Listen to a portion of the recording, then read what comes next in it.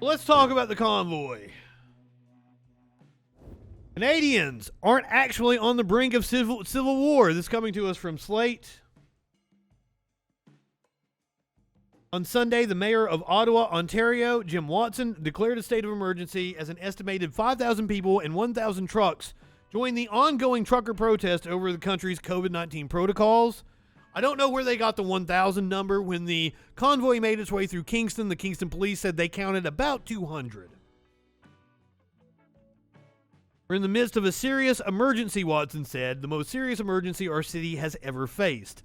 This week, the Freedom Convoy begins its 11th day in the Canadian capital, honking loud truck horns all night, passing locals and urinating on a national war memorial while setting up bouncy castles and hot tubs. Local residents, protesters, and authorities have described the truckers' descent on the capital as an occupation. While the protest started as a movement of truckers who objected to the cross-border Canadian-U.S. vaccination or quarantine mandate, it has sprawled into a protest of all COVID orders, lockdowns, and mitigation protocols. As of today, a major shopping mall, Ottawa City Hall, two public library branches, and two COVID-19 vaccination clinics remain closed due to road closures and harassment. Local police issued more arrests on Sunday and began to work to halt fuel supplies from being transferred to the truckers as protests and counter-protests have sprung up in Toronto, Edmonton, Vancouver, and cities across the country that has an almost 80% vaccination rate. Meanwhile, 90% of Canadian truckers are vaccinated. This is according to the Canadian Trucking Alliance, who, by the way, has disavowed the Freedom Convoy protest. The Union of Canadian Truckers is not on board. Comparisons to January 6, 2021 are inevitable, and it's plain that much of the support is coming from the U.S. Crowdfunding is disproportionately coming from American donors and information spread by far-right influencers. Republican lawmakers promised to investigate GoFundMe for removing an account that had raised $9 million in support of the truckers. Ted Cruz suggested on Twitter that unvaxxed truckers should leave Vancouver with empty shelves, where President Donald Trump unsurprisingly tweeted support, saying the drivers are peacefully protesting the harsh policies of far-left lunatic Justin Trudeau.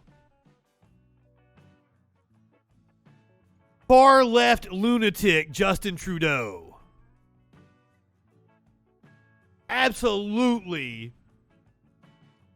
nonsense that Trudeau is far left.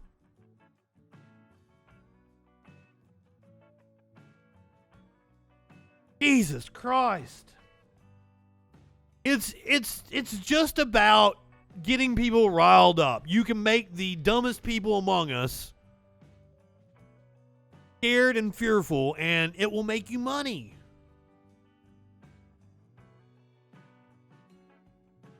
Banners on display at the demonstration have included Confederate and Nazi flags because of course it has.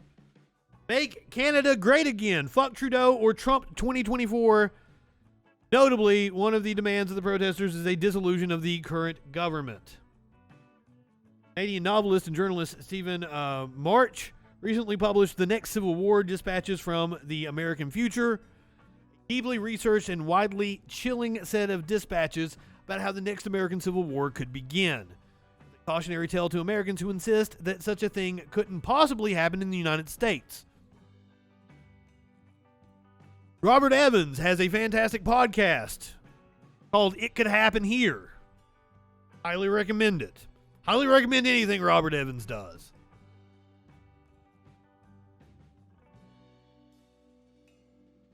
The left apparently means right of center these days. That's exactly.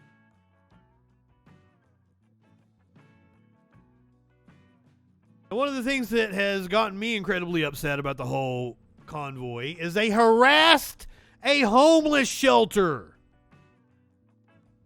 The kind of assholes we're dealing with here.